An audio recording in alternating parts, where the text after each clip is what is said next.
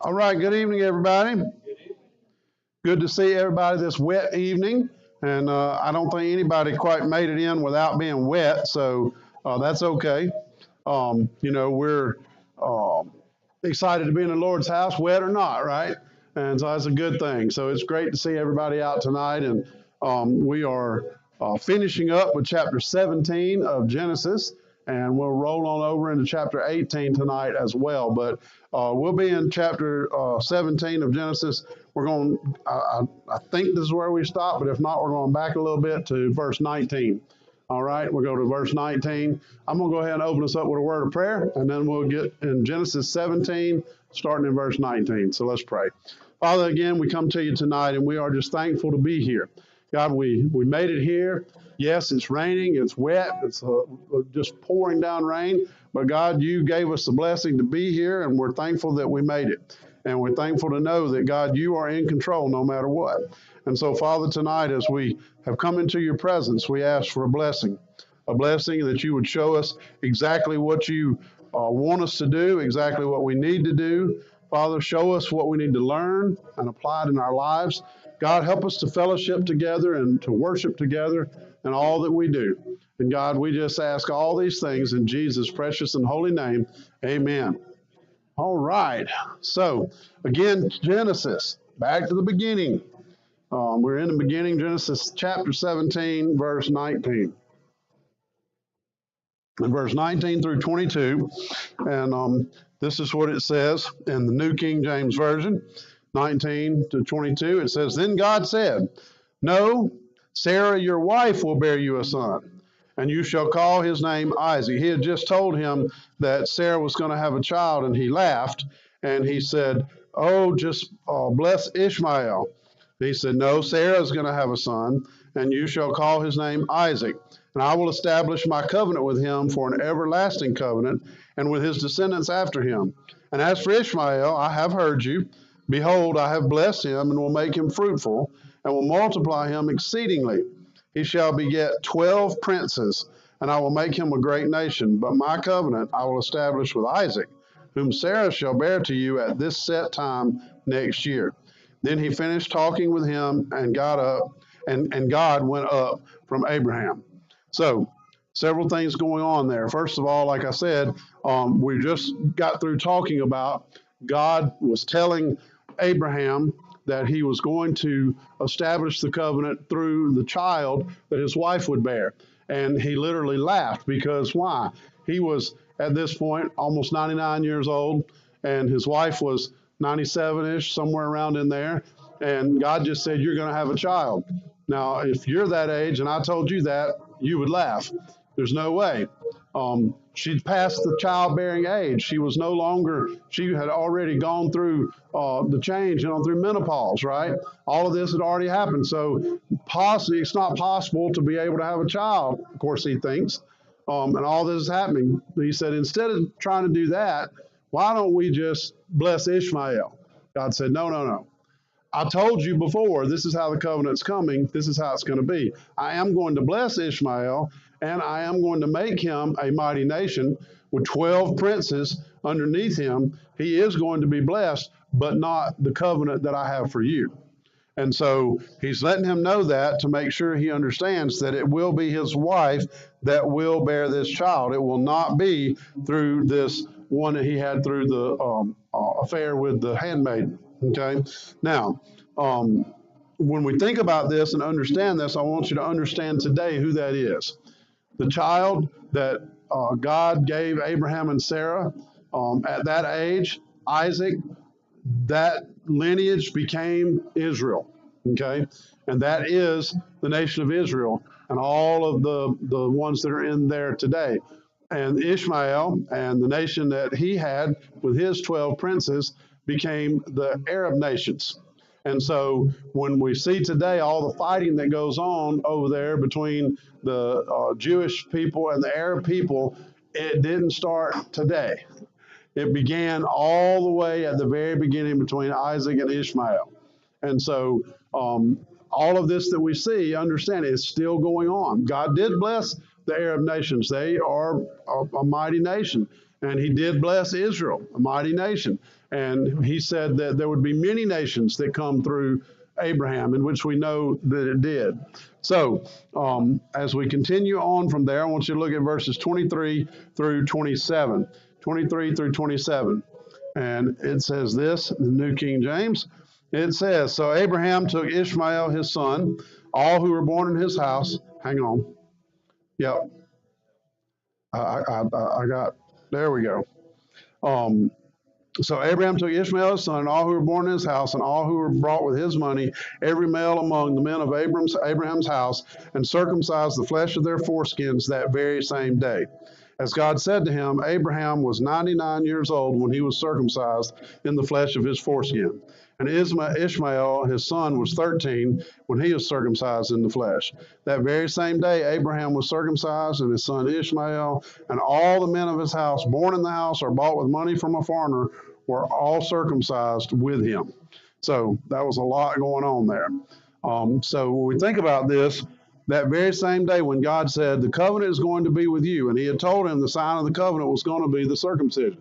And so because of that, all of the males under his charge from him on down were to be circumcised, and he did all that in one day. Now, think about this. That's kind of a dangerous thing to do, right? Remember, Abraham's not living in the friendliest of places. There are a lot of nations around that would love to attack him and do a lot of stuff. Well, basically, in that day, everybody that he had fighting men of age were all put down for a while. They were all out of commission for a while. If the enemy knew what was going on, it would have been a great time to attack, okay? But God was protecting him. God was protecting him, and he called for that to be done. And Abraham immediately that day, he didn't wait till tomorrow, the next day, the day after. Well, we'll wait, another year. Right then, he did what God told him to do. The very same day. And so that's what's important here, is to look and understand this, that as he hears this word from God, and God has directly told him that this is the sign, and this is what you'll do, and this is where the covenant's going to be, that day he did. He didn't wait. I don't know about y'all, but in Americans, we tend to procrastinate about things. Think about this. I need to go on a diet. Okay, it's October. Yeah, I'll go on a diet in January. I'll wait till January. That way I can go eat all I want over the holidays, and then I'll go on a diet in January. And maybe they go on a diet in January. By Valentine's Day, the diet is gone. They don't forgot about that. It's over with, right? But they procrastinate. Instead of doing it now, do it later. Sometimes we even do things as, well, I know I need to have more time with God. So next month, I'm going to plan out this how I'm going to do it. Well, you're in the middle of this month. Why are you waiting? Why are you waiting until next month? You know you need to have a more close time with God. You need to have more prayer time. You need to study your Bible more. Why are you waiting 15 days before you get started? Start now. Well, what's the reason for waiting? If God's called and put something on your heart and you know it's something that you need to do, then why are we waiting? But as Americans, we tend to wait. Well, hold on. Like maybe God will change his mind between now and then, and I won't have to do that. No, that's not the way it's going to happen. Abraham was very specific. When God said do it, he did it right then. He didn't wait for anything else to happen. God said do it, he did it right then. Okay? Perhaps the difference is he's speaking to him in person, and we're not. Maybe he was a little more scared about not doing it immediately. I don't know. But the reality is it shouldn't matter whether we're talking to him in person or we're talking to him through spirit. However we're talking to God, if we know that God's putting something on us to do, then that's when we should do it. We don't need to wait. We need to do it right then. And so even now we talk about wanting to see revival here at our church, right? We want to see revival at our church. Well, how many of us are actually praying for revival? Well, I'd like to see revival, but if you're doing nothing to help it come, then do you really want to see it? Are you really doing what God's put on you? Abraham's obedience was complete. It said every male among the men of his house that very day was circumcised, every one of them. Whether in that day they had the people that were family, that were blood relatives. They had people that were servants. They had people that were actually slaves that they had bought with money that were serving them. They had a lot of different ones, but everybody who was in that household fell under the control of the head of the house, which was Abraham. And when Abraham said, okay, this is what God said, line them up, here we go. This is what's going to happen. And they circumcised every one of them. And so that's a big deal that he did that, and he was so immediately obedient, and he was completely obedient. And so that's one of the big things I want you to see about that particular chapter, because there's a lot of things going on, but Abraham didn't wait. He heard from God. He wasn't real sure about some of the stuff that God said, because he was thinking, surely that's not going to be the case. Now remember, God had already let them know that that was the case and it was going to come through Sarah, but they're still thinking that it's got to be a metaphor. There's got to be some other divine thing that will happen. It can't possibly come through the normal way that we think of a child being conceived and born at this age. It shouldn't be. But God had told them that's how it's going to be. And then this is the covenant. You will continue on. So the point that I'm trying to make in all of this is God doesn't joke around. God doesn't tell you something that's not true. When God is pointing something out to you, he's put something on your heart, something that's supposed to be, then trust it. In this case, Abram was talking to him, and as God in the flesh at that point, he's talking to him and trusted him. Now, some time goes by, but we're not real sure how much time, but we know it's not a long time. Some time goes by when we pick up in chapter 18. So we'll look at 18. Let's see, I want to do 18, 1 through 5 to start. All right, so let me get back to it. 18, 1 through 5. Then the Lord appeared to him by the terebinth trees of Mamre. And as he was sitting in the tent door in the heat of the day, so he lifted his eyes and looked, and behold, 3 men were standing by him. And when he saw them, he ran from the tent door to meet them, and bowed himself to the ground, and said, My Lord, if I have now found favor in your sight, do not pass on by your servant. Please let a little water be brought, and wash your feet, and rest yourselves under the tree, and I will bring a morsel of bread that you may refresh your hearts. After that you may pass by, inasmuch as you have come to your servant.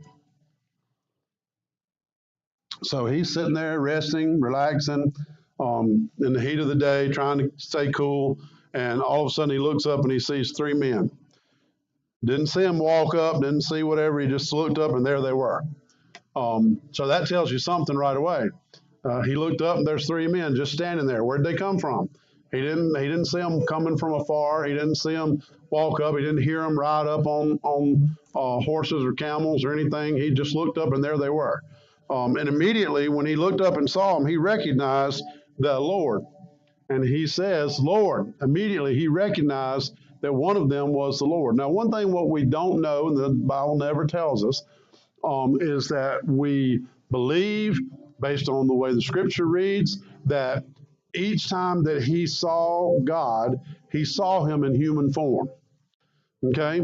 So, what that leads us to believe is that the person that he saw was Jesus, because the scripture tells us that no man has ever seen the face of God. So if nobody has ever seen the face of God, then Abraham couldn't have seen God. He had to see God in a different form, which would have been Jesus. This is before Jesus was born and all of that, right? Some people have a hard time with that, but there's a lot of different instances throughout the Old Testament where we see that Jesus made an appearance before he was born in the New Testament, okay? So he recognized him. Now, he only recognizes one, but there were 3 there. There were 3 there. Only one he recognized was one. So my inquisitive question, as soon as I started reading that, is, well, who are the other 2 people? Who are the other 2 people? We have to get way down into the end of this chapter, into the next chapter before we really know for sure. But I'll go ahead and give you a spoiler alert. The other 2 are angels. Okay. The other two that are with him are angels. And we know that because as we get further down, the angels are going to go down into the city of Sodom and Gomorrah, the ones that were with him. So here he is. He sees them. He addresses Lord first. The first one he addresses Lord. He doesn't address the others. And so when he addresses them immediately, um, he knew that who they were, and we knew it had to be a short time because God had told him that Sarah was going to bear a child the last time they met, that Sarah was going to give birth. And in this particular passage, and we find out that she's not yet pregnant because that time hasn't come yet. So the Lord appeared to him, and Abraham saw him in a human form. We believe that to be Jesus. We assume that it was God in the person of Jesus. It was a significant location in Abram's life because Abraham moved to Mamre when he came back into the Promised Land. That's where he came. After he came back from Egypt, he built an altar and he moved into this location. And apparently he stayed there for a long time. He even purchased a field and a cave there, which we know later he used for Sarah's burial plot. And then Abraham was buried there eventually. So we know that that's an important thing that he moved there, and it's a place that's special in all of Abraham's life. But he says, behold, three men were standing by him. They didn't see him walk up, they were just standing there. He bowed himself to the ground. In other words, he fell on his face. He bowed, he laid himself prostrate because he knew this was the Lord. And he began to talk to him. He ran from the tent to meet him.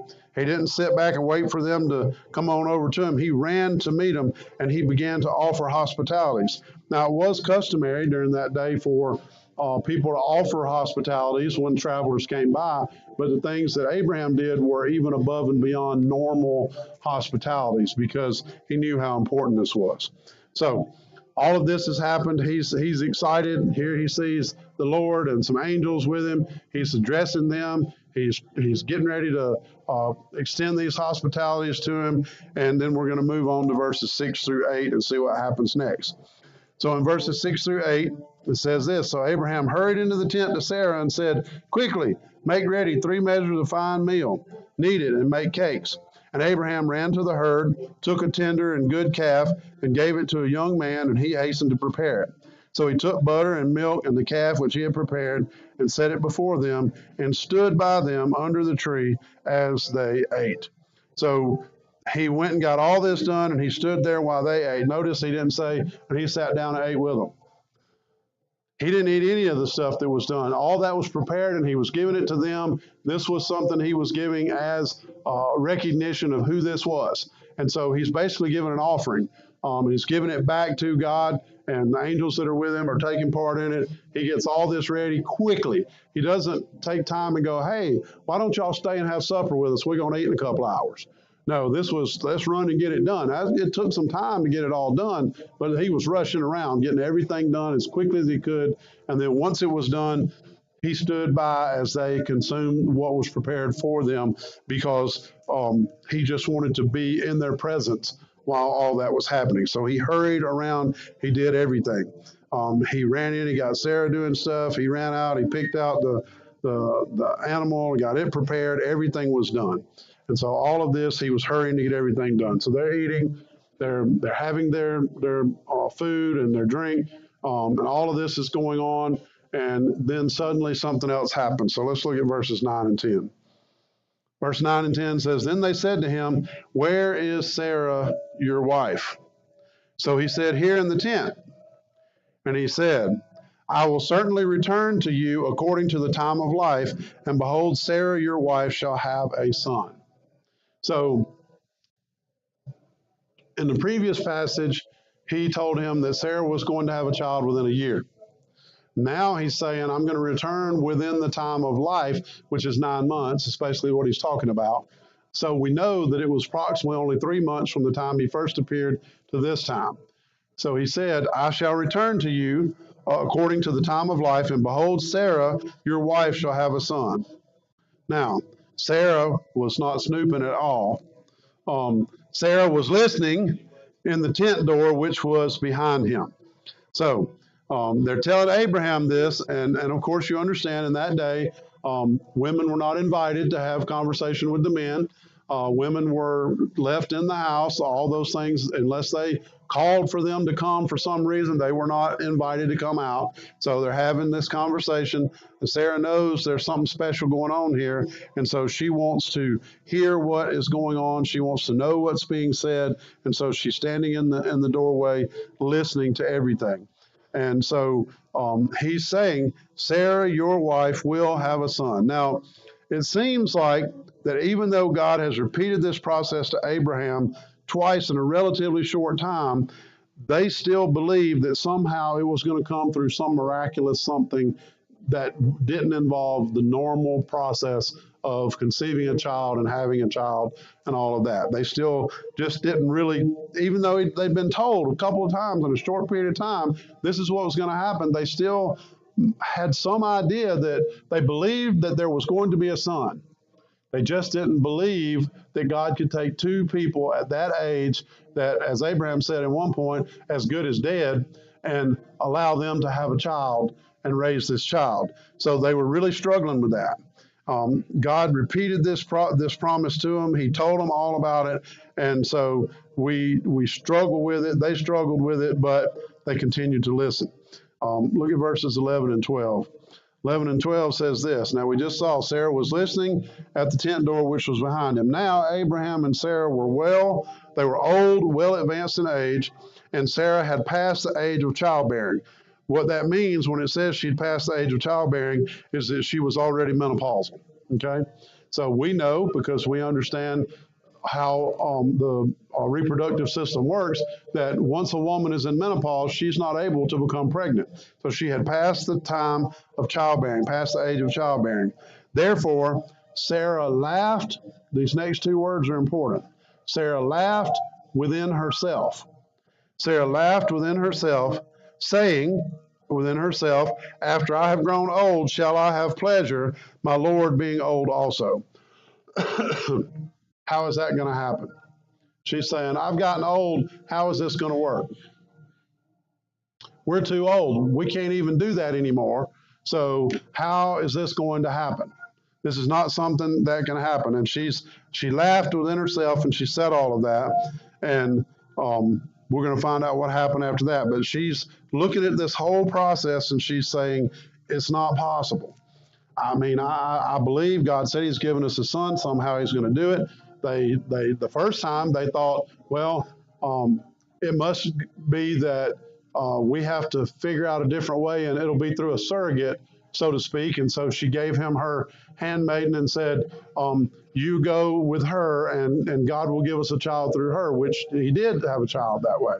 So they tried to take it upon themselves and take what they heard God say and do it the way they thought it was supposed to be done. That's very dangerous. People do that all the time. Oh, God said this, so it must mean, this. And so we should go and do this to help God along. I'm just going to say this. God doesn't need your help. God does not need your help. God allows us to do things, but He doesn't need us to do anything. God can do everything without us. Apart from God, all things are impossible for man. We can't do anything apart from God. But with God, all things are possible. Through God, the way He does it, not the way that we decide once we think that God has sold us something. That's what they did in the first place. Sarah had passed this age. She wasn't able to have children. She understood this. Abraham lived to be 175 years old. Sarah lived to be 127 years old, but they were both well past middle age because they were right at 197, I think it was.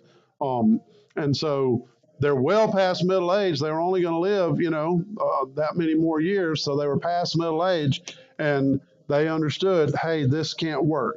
So Sarah, in her own self, and thinking not out loud, but in her own self, she's saying, she just laughed, thinking that there's no way. Now, the thing that her and Abraham wanted most of all of their lives, they wanted to have a child of their own. However, they found out that They couldn't. That was something that was never happening. But God has come along and He's promised and said He would grant it to them. They were still having trouble accepting that because of what they knew in their own life.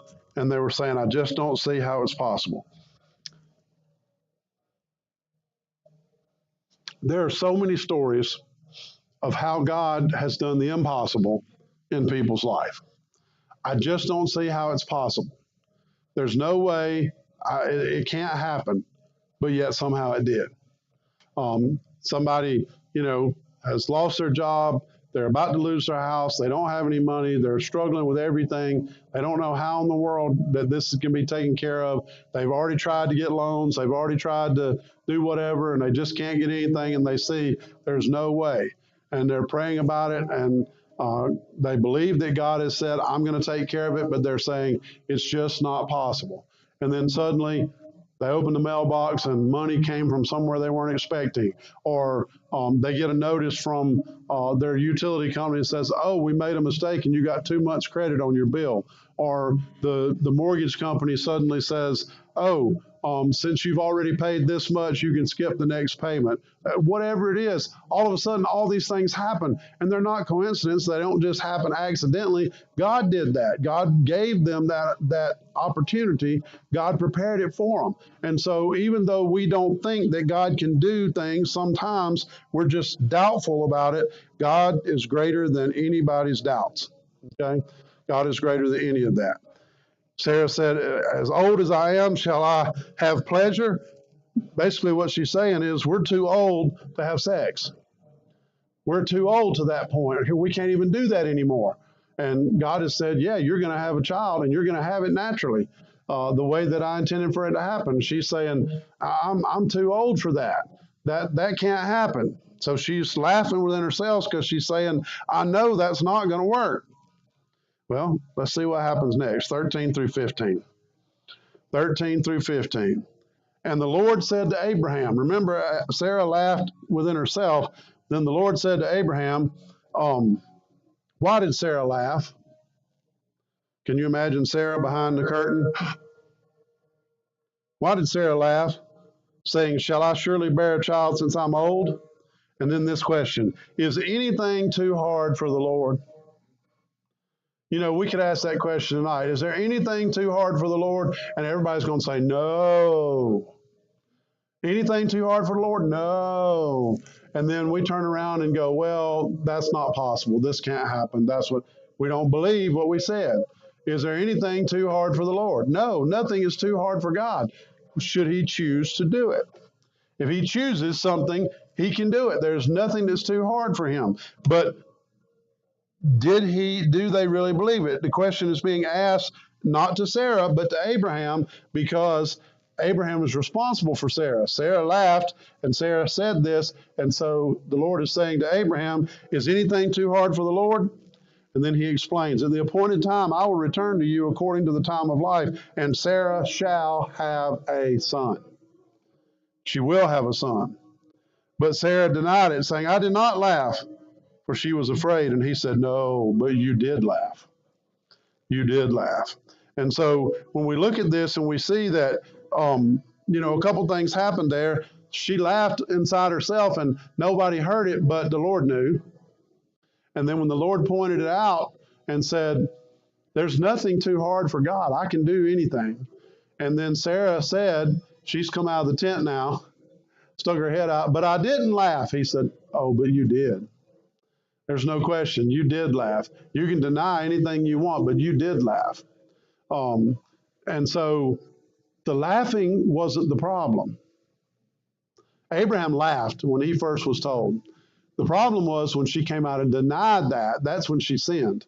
When she came out and said, I didn't laugh. Yes, you did. And you came out and said, I didn't do it. So up until that point, it wasn't a problem. But when she came out and denied it, that's where the sin came in.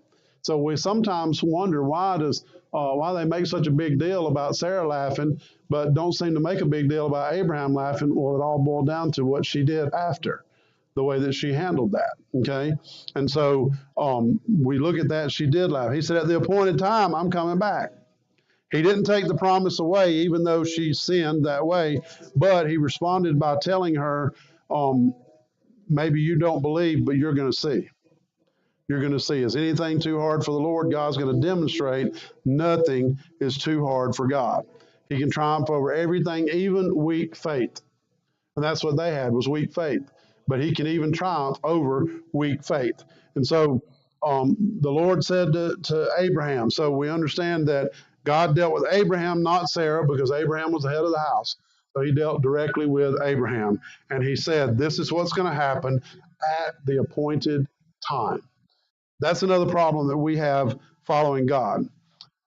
It's God's time. But instead of God's time, we want it in our time. We want it when we want it, how we want it, not how God does it in his time. And so that's one of the problems that we had. He said, at the appointed time, this will happen. Verses 16 through 19. Then the men rose from there and looked toward Sodom, and Abraham went with them on the way. And the Lord said, shall I hide from Abraham what I am doing? Since Abraham shall surely become a great and mighty nation, and all the nations of the earth shall be blessed in him.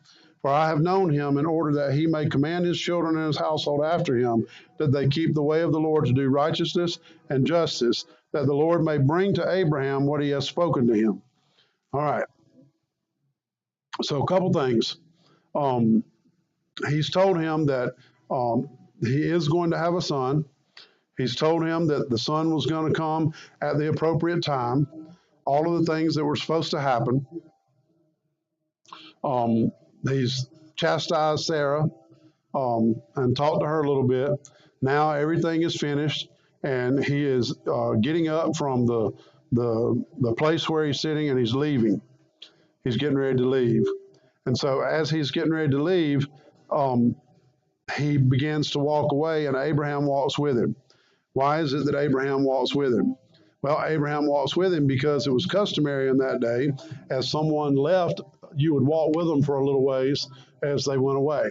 It's kind of like we'll say, I'll walk you to your car, right? So we walk you, they're leaving. They don't need you to walk them to the car, but, we walk out to the car a little ways and say goodbye. In that case, they did the same thing, but it was usually like a couple of miles.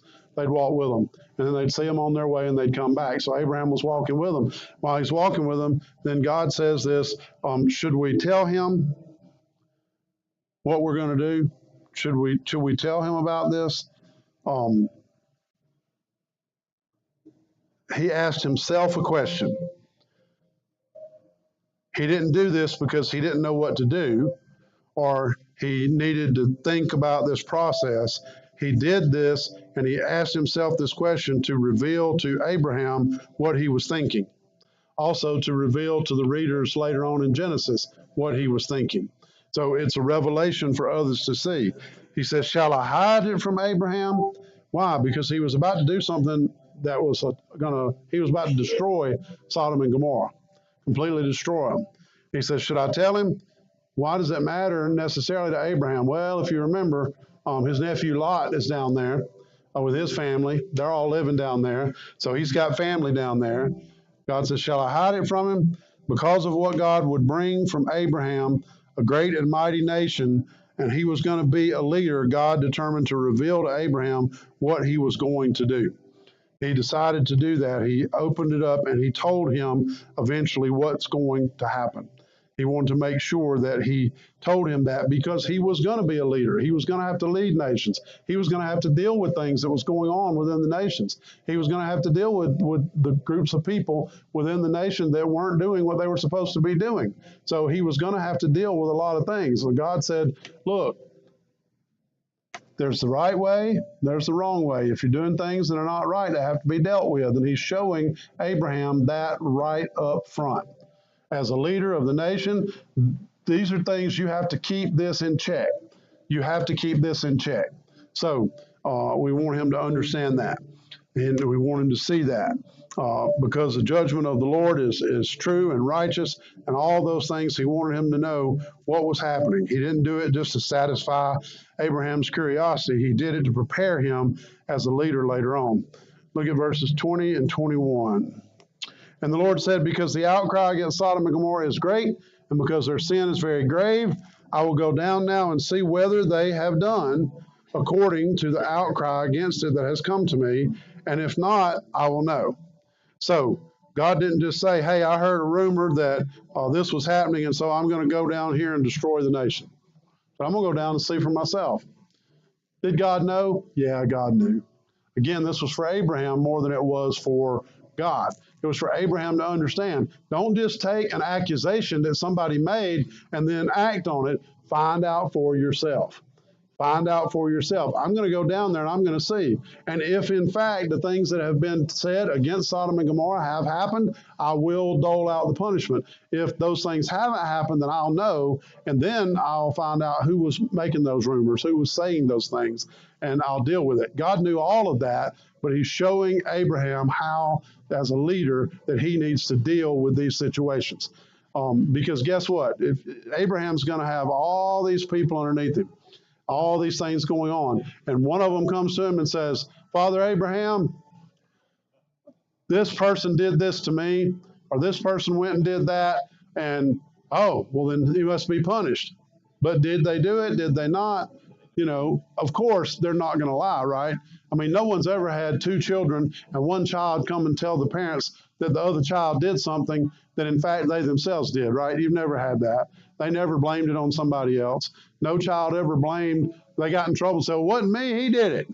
They never did that. Nobody ever did that. Yes, they did. All the time. People blame somebody else. They put something else. They want something and they try to manipulate people to get what they want. Instead of listening to what they say, find out what the truth is.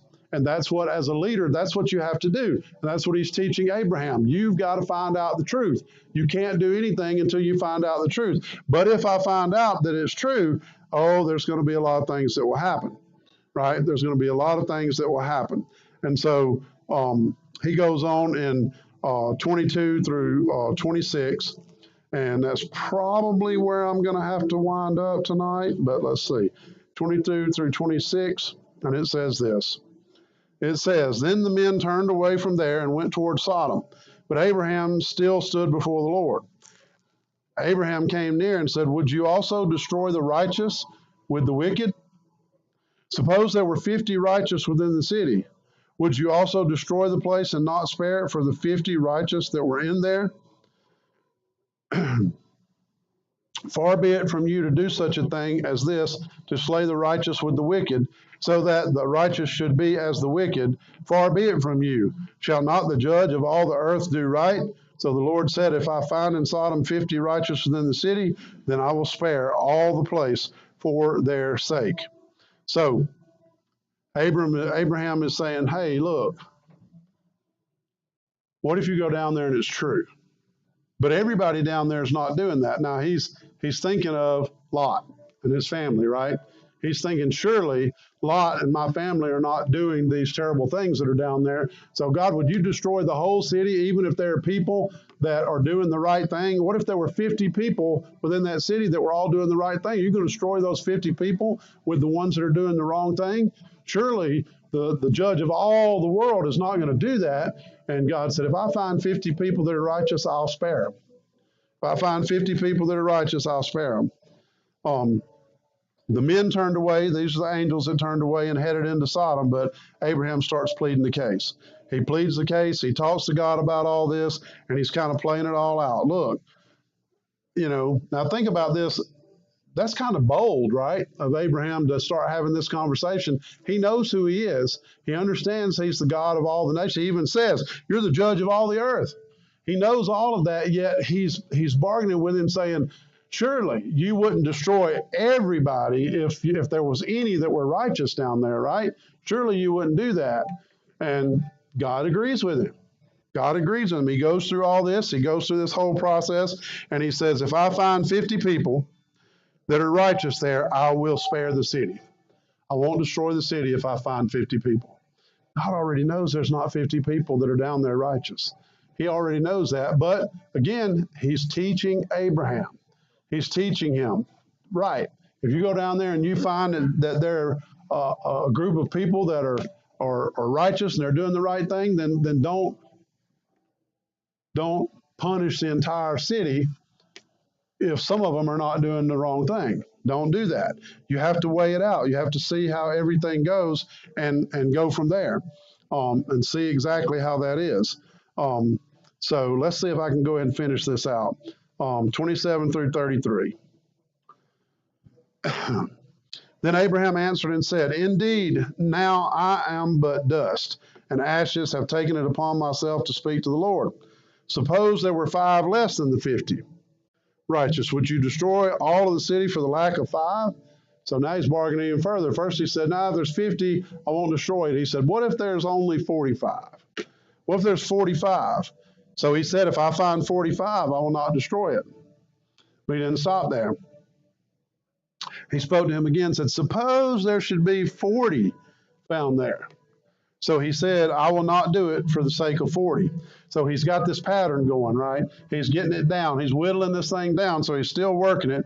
Then he said, well, let not the Lord be angry. He realizes now, I'm really pushing it. I've asked this 3-4 times now. I'm really pushing it. I understand that. Please don't be angry with me. Let not the Lord be angry, and I will speak. Suppose 30 should be found there. Now he went by 10. Suppose 30 should be there. He said, I will not do it if I find 30. He decides, I'm going to do this one more time. He says, and he said, Indeed, now I have taken it upon myself to speak to the Lord. Suppose 20 should be found there. And again, God said, I will not destroy it for the sake of 20. And so one last time again, he says, let not the Lord be angry, and I will speak but once more. This is the last time. Suppose 10 should be found there. And he said, I will not destroy it for the sake of 10.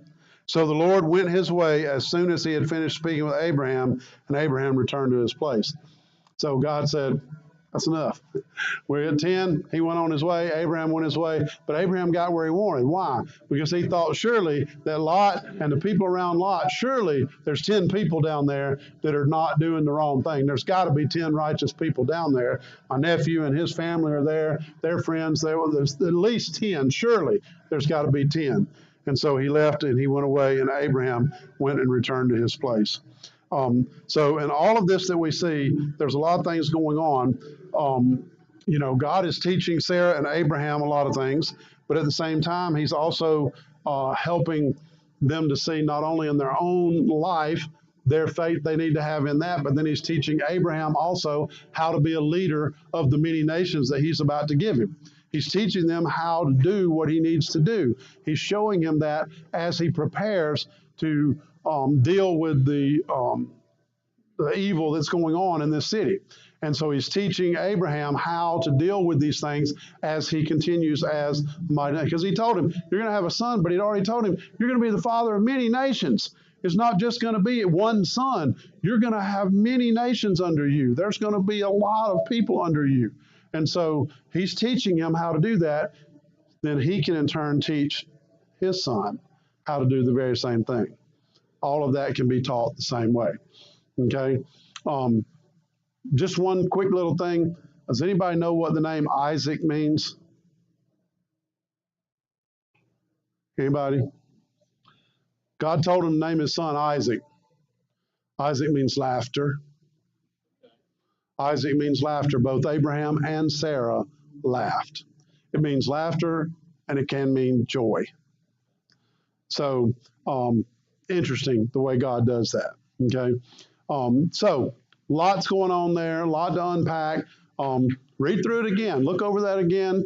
See if you see things that maybe, we didn't bring out tonight. There's always something there, but I encourage you to continue to do that. I'm going to go ahead and step away. Brother Don is coming, and he's going to lead us and lead you in the prayer time. I have to go down the hall now and talk to the children. This is their last night of Vacation Bible School, and so I've got to go down and spend a few minutes with them. Don, you do that when you finish with the requests, okay?